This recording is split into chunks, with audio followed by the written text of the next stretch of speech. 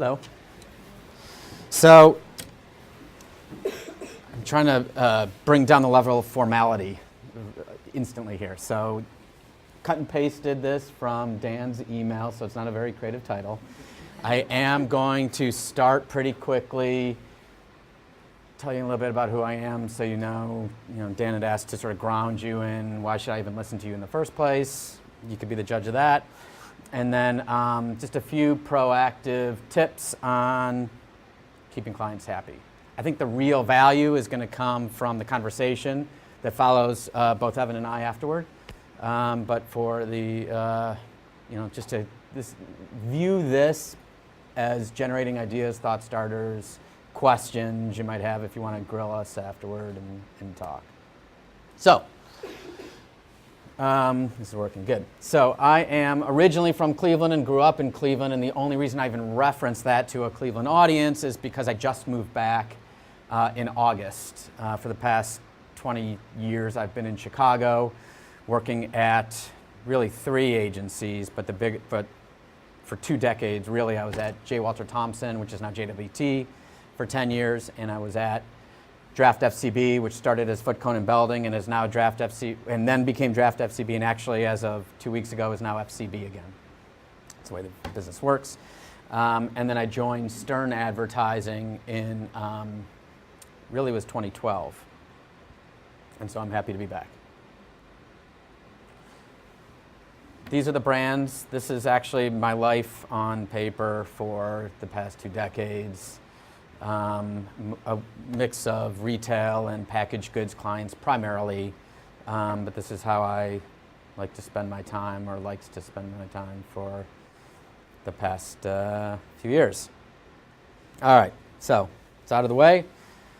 I had to think about, all right, Dan asked us to come up for a few minutes, talk a little bit about tips and strategies, and I gave thought to, all right, I'm talking to a bunch of people who are already in advertising. We're talking about how to keep advertising clients happy.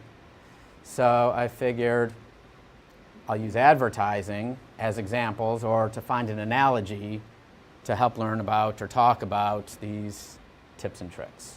So first thing I did, as probably everybody in advertising or good account executive in advertising does, is I went to YouTube and Google and I found something. So before I even play it, know that this has nothing to do with any brand that I'm either I don't dislike it, but I have no vested interest in this. I've never worked on it. I'm not chasing them or anything like that. But here's an example that I think is going to then generate the rest of what we're talking about. The Guy's Manual, powered by Grape Nuts, the one-of-a-kind crunchy nuggets with the energy you need to get the tough things done. First part's just a because when you tackle something tough at home, at work, or at play, that doesn't just take know-how. That takes Grape Nuts. Throwing a dinner party for your new in-laws. Your mother-in-law, your father-in-law, they sure know how to party. And Jason here is pretty lucky. His wife just invited his new in-laws over for a dinner party. What a way to spend a Friday night. Food, family, and thinly veiled criticism. But don't lose hope, Jay. They're not impossible to please. If you heed these simple nuggets of wisdom, you'll throw a dinner party even they can appreciate. Make sure you're fully prepared well ahead of their arrival. That'll take some of the pressure off. Now, you may be tempted to wow them with culinary fireworks, but don't set the bar to impractical heights. Wasting valuable time making hand-pulled noodles or winter melon soup ensures you'll still be cooking when your guests arrive. Good to see you. Here, stir this. Better to go with a dish that's tasty but simple. The less time you spend in the kitchen, the more time you can spend tending to their every need. Which leads me to my next tip. Keep the conversation positive and moving forward. If you don't watch your lady's back, she might get sandbagged. Mothers and daughters.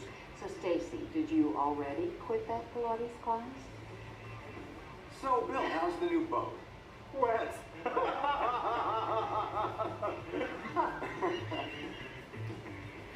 You know what a great dinner party truly comes down to? The little details that set the mood.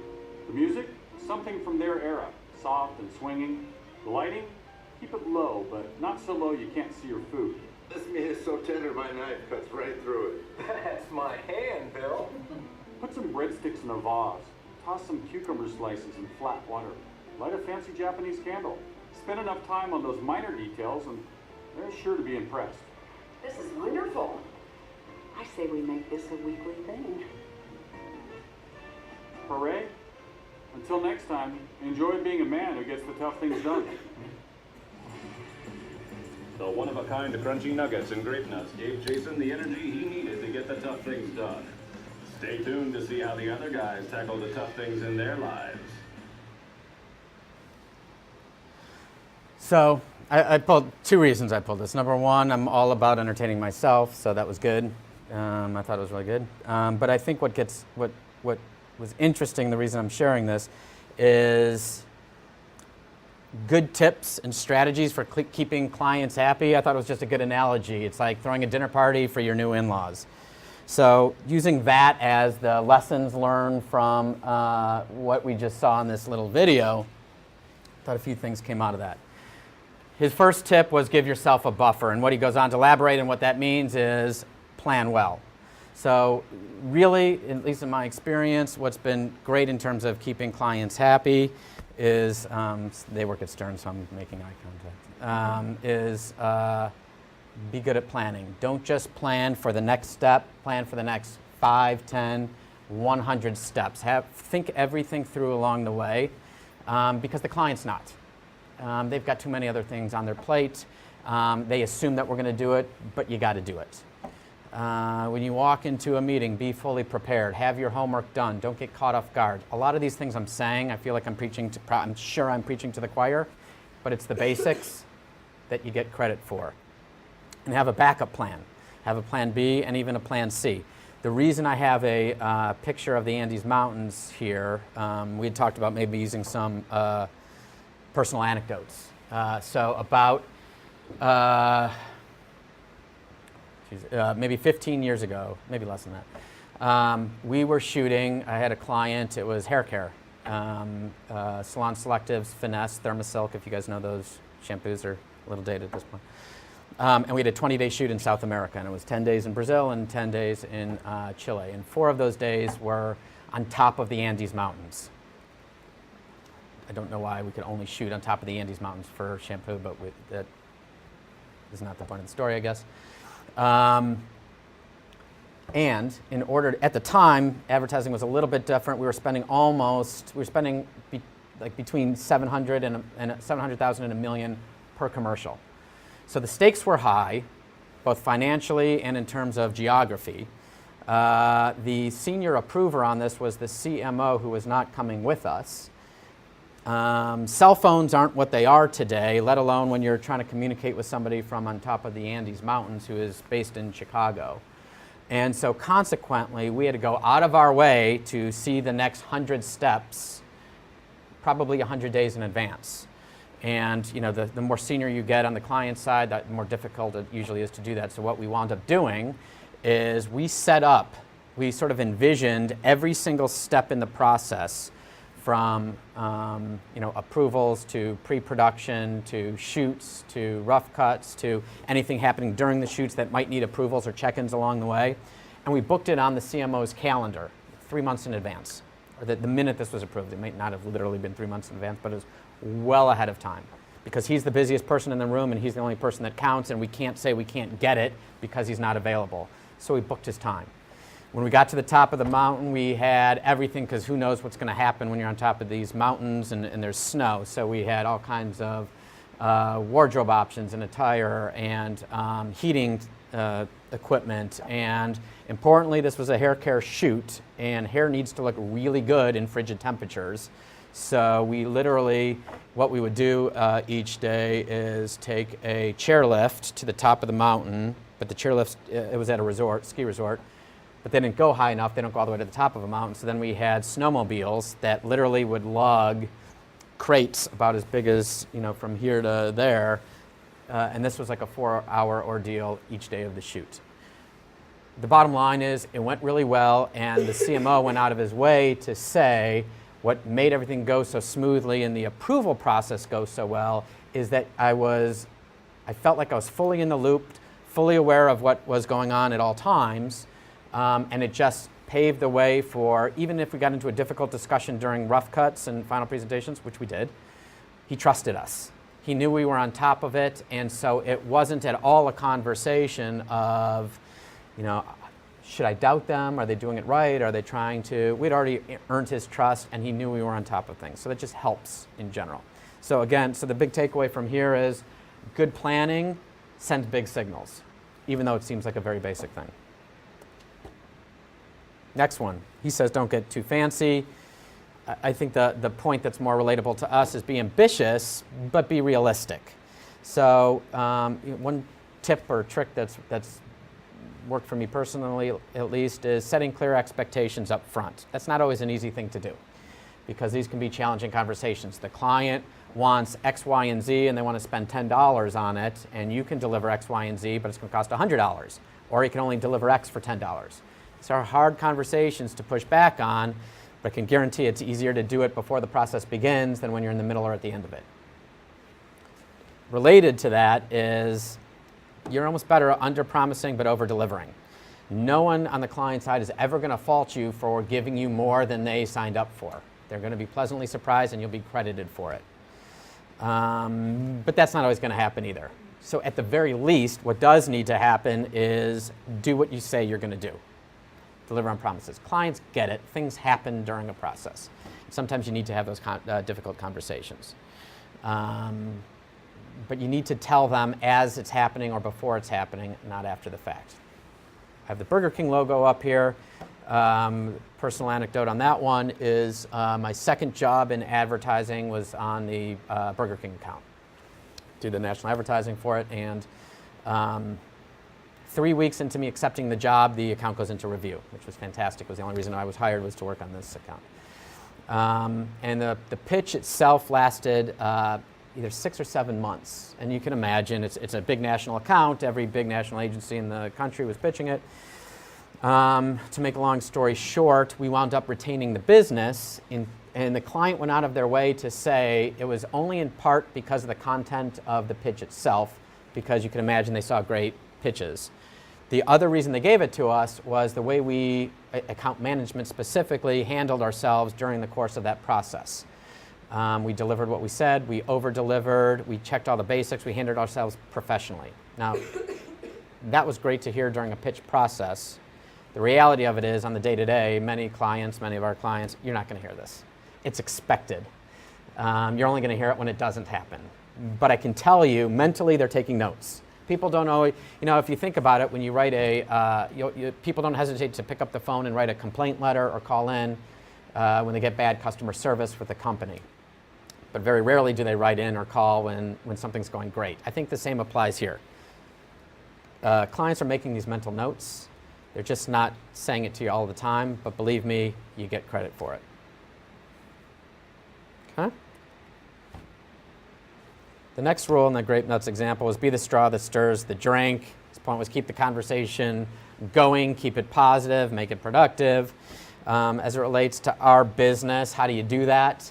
Well, in account management, it's knowing your client's business. So it is not just the business of advertising or what we do, or I've got a print ad that's got to get out the door.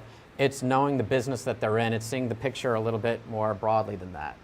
It's understanding that they are in the business of selling, shoes or shirts or cars or whatever, and it's knowing the car business or knowing the shoe business.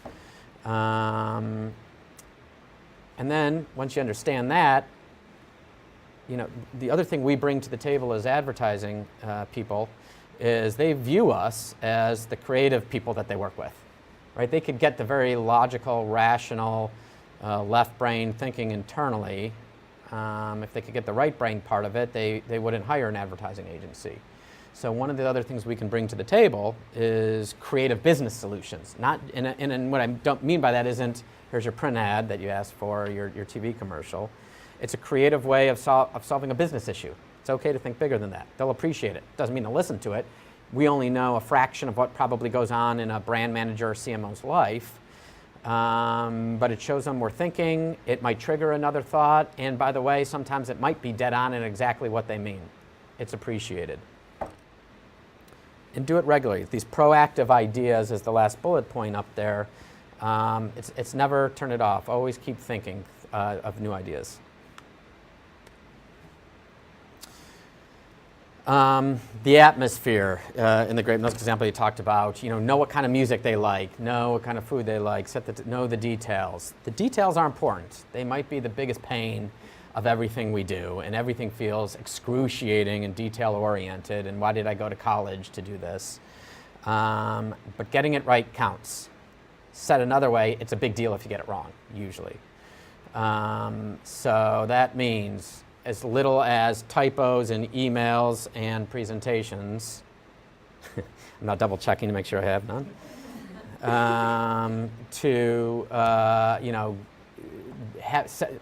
Putting the right time on a meeting notice and making sure all the right people are in an email. It's the little things. Again, no one's going to say to you, hey, great email, no typos, and it was right and accurate, keep going on. But they're making mental notes. To the point I sort of alluded to earlier, try not to have surprises if they're bad ones. Again, everything doesn't happen according to plan, but if something is going to start to go wrong, the second you find out about it, you're better off alerting the client, and it's not just telling them, well, this sucks, it just blew up. It's saying, this sucks, it blew up, but here's the solution, what do you think? Always come with a problem and a solution, and ideally before the moment happens if you can. And no matter what level you're at, the details count, right? It never stops going away as an area of importance. This is just clip art. I have no story behind the scraper and stuff. But. So, just a few more other random things that didn't fall into the bucket that was in the Grape Nuts example. That I think, to me, it's more of a mentality. If you assume the mentality of first-person responsibility, if I think of this as, this is my business, this is what I do, it's all on me, it just makes me process my job very differently. It makes me start thinking about, how can I think about getting things done better, faster, smarter? It makes me think about, all right, we're doing this process because I'm told this is how we always do things. Well, time's gone by. Does that make it still right? Life has changed. Is there a more effective way through it? Do I have a more creative idea or a more effective idea?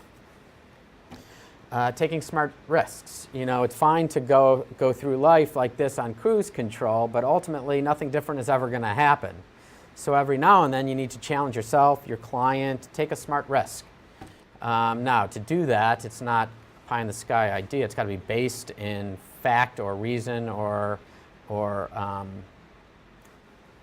a hunch based by knowledge, but it's worth it sometimes. The payoffs can be big.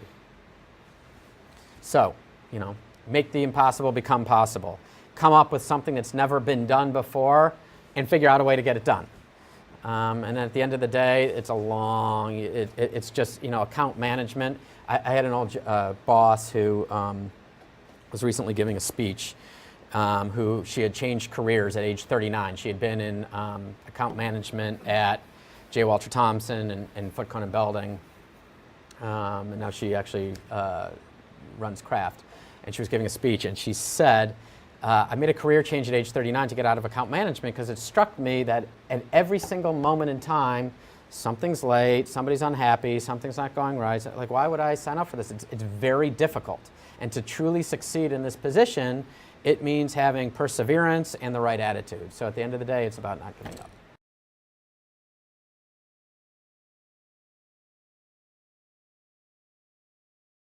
I guess quickly, what's funny is that we did not collaborate at all on this leading up to the presentation, but I took the exact same scientific approach and worked my copy and paste skills to put the title up here, and same thing, want to make this informal and as we discussed, tell some stories that we've had in our own experiences. So quickly about myself, once again, my name is Evan.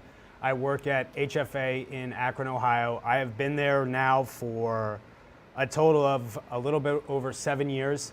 I worked there for 2 to 2.5 years, working specifically on Dunlop consumer tires and Goodyear consumer tires, and a few other clients here and there, but those are my two main areas of responsibility. And then, like most 25 to 26-year-olds, had realized that I learned all I needed to learn in life and knew everything that I needed to know, and left HFA for greener pastures and went to work on the client side and worked at Cintas, which is a company based out of Mason, Ohio, which is outside of Cincinnati. They are formerly the uniform people. They are now the service professionals, and anything that you could imagine that you need to rent, own, buy to run a restaurant to an advertising agency, Cintas can provide that to you.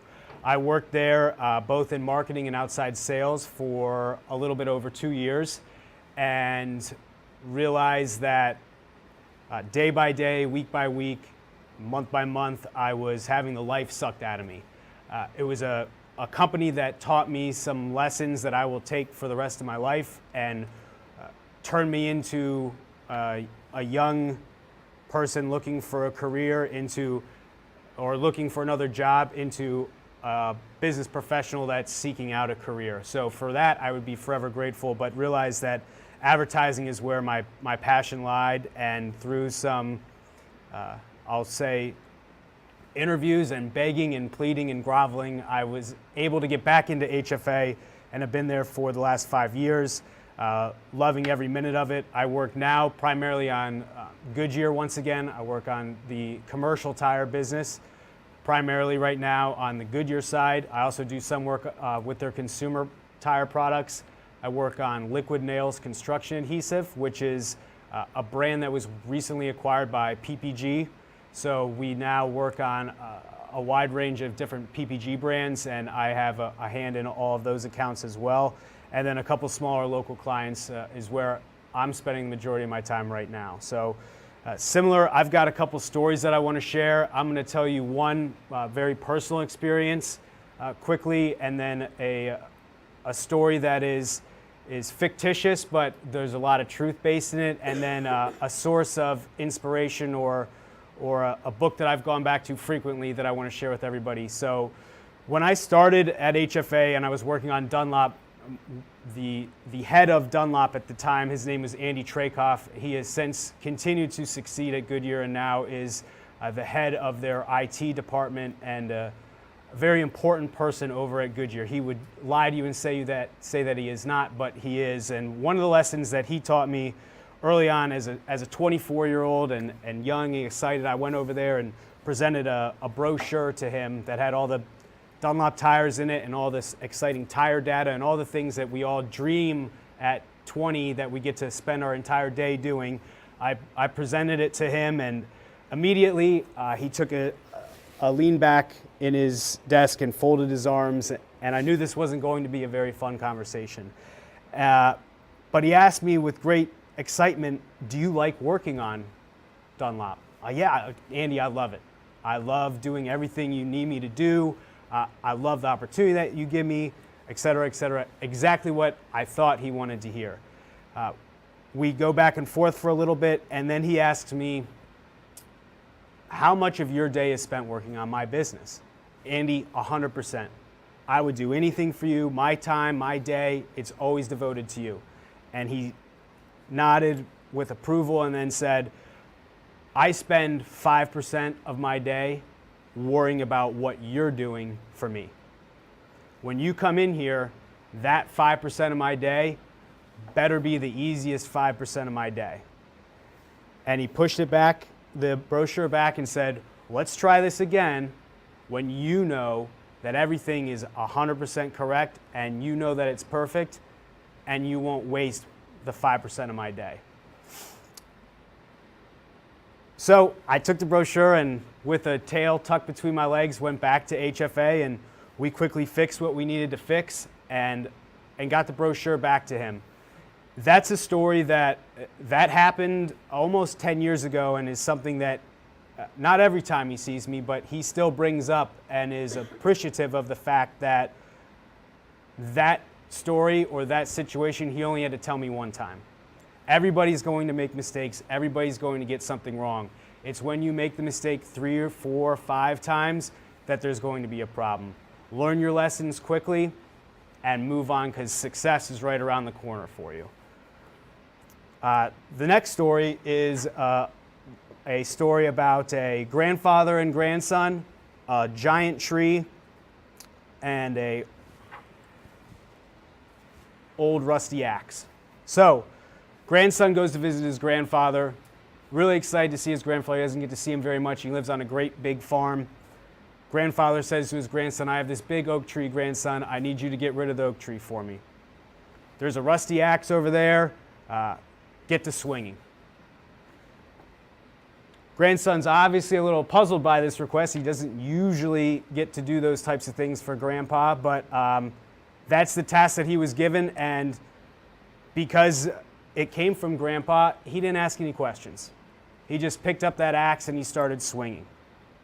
He could have asked questions about, do I have to use the axe?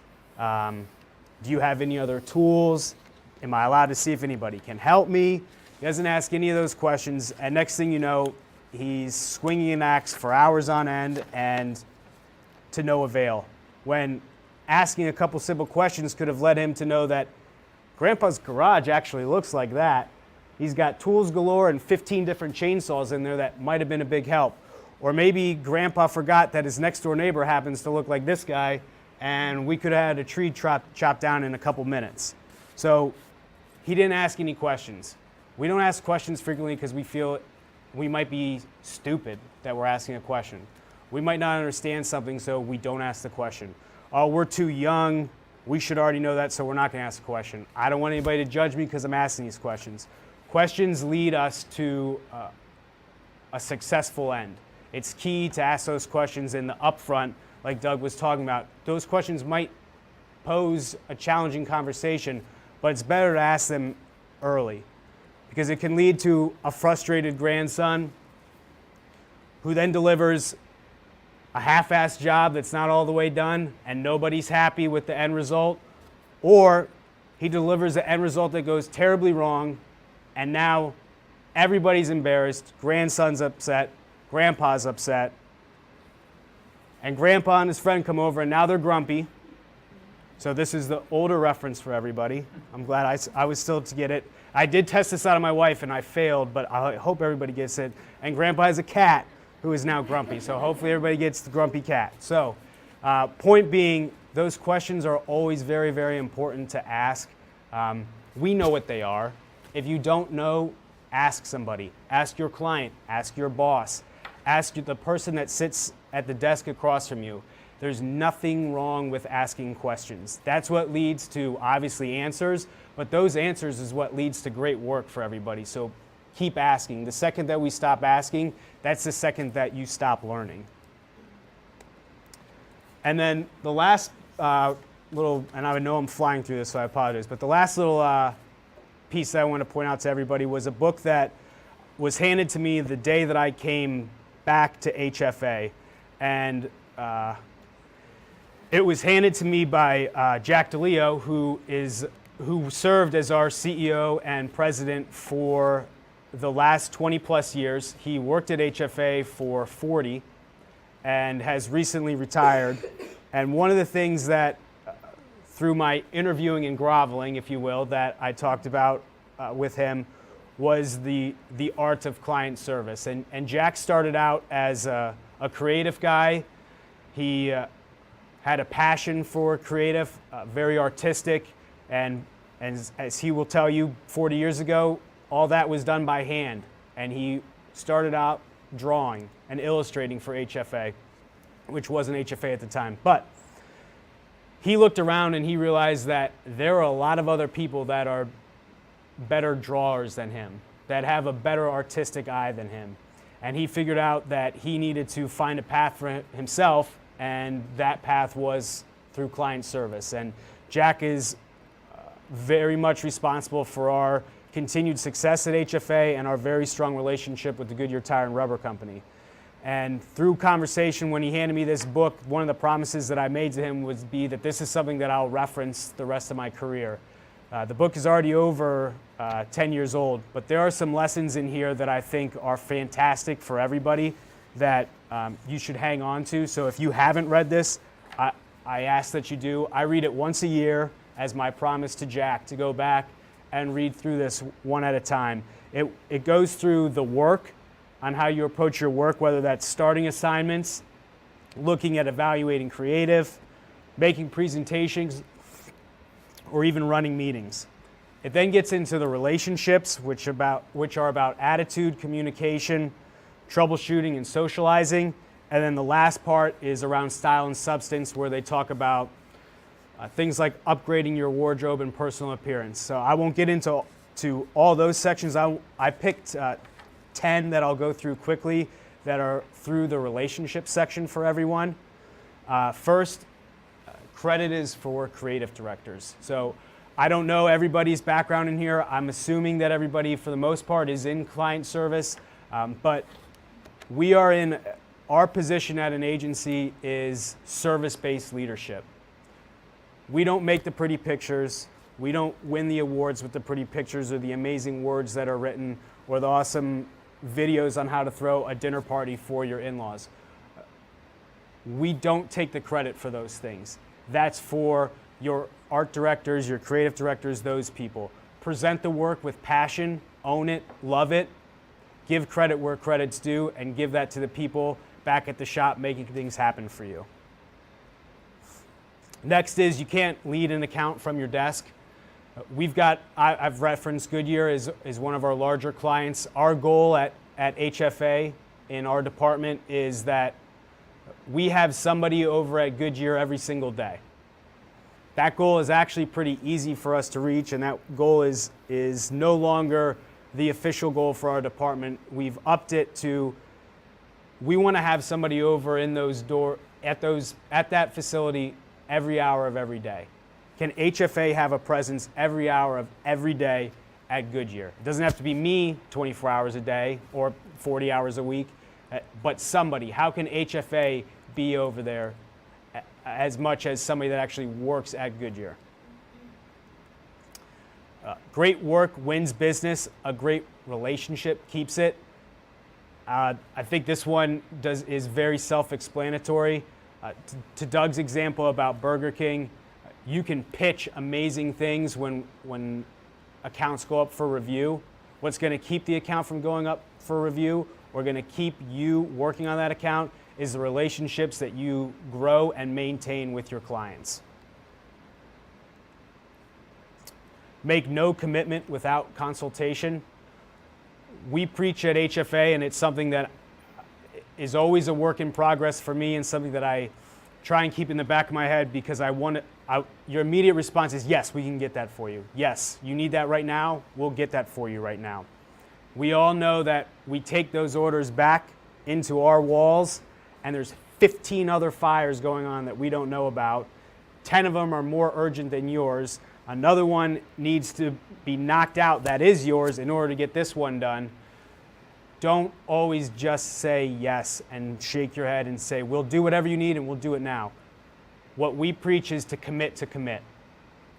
I can't guarantee you that this is going to happen today, but I can guarantee you that I will have an answer to you today on when we will be able to get this to you. Or within the next hour, I will be able to give you concrete direction, due dates, timelines on getting you what you need when you need it. These next three are all tied together. No surprises about money or time. Deal with problems head on. And if things go wrong, take the blame. Money and time are the conversations that are always the most difficult to have. And if you're like me, you make a to-do list and you've got 15 things on that to-do list and you look at it in the morning, well, those 4 things are pretty easy. I'm going to knock those out real quick and now I only have 11. And those things that are difficult and take more time move down to the bottom of the list.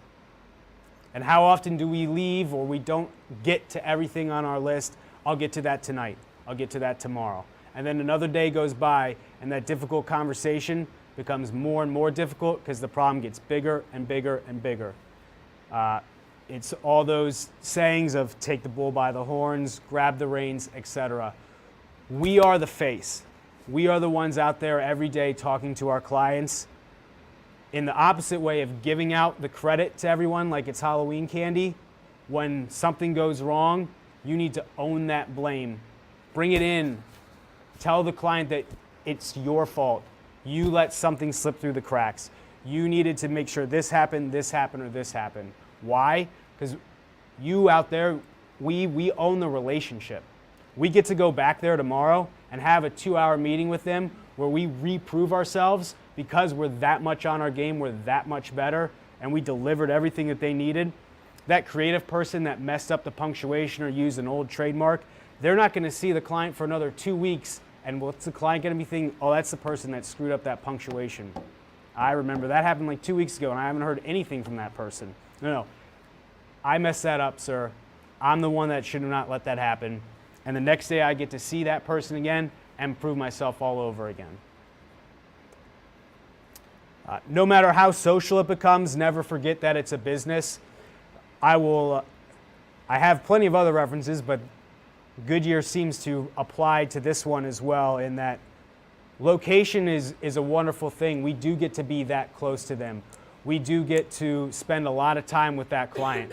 We have the same thing with PPG. They're only in Pittsburgh, and based on where their offices are, we can make that drive in an hour and 15 minutes. We can have a 3-hour meeting in the morning and still be back for lunchtime back in Akron.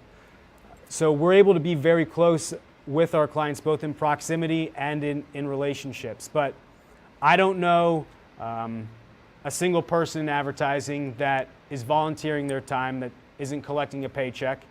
And we all know that we're collecting giant 6-figure paychecks, and we make a ton of money getting rich in this business, and that's why we do it. Or we do it because we love what we do. And I don't know a single agency that's not in business to not make money.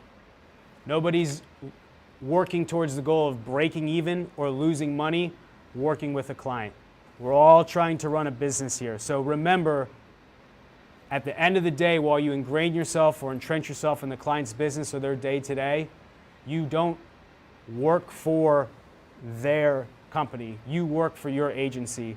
And always remember, while the client's interests are very important, at the end of the day, making sure that the agency's best interests are being met is also equally, if not more important.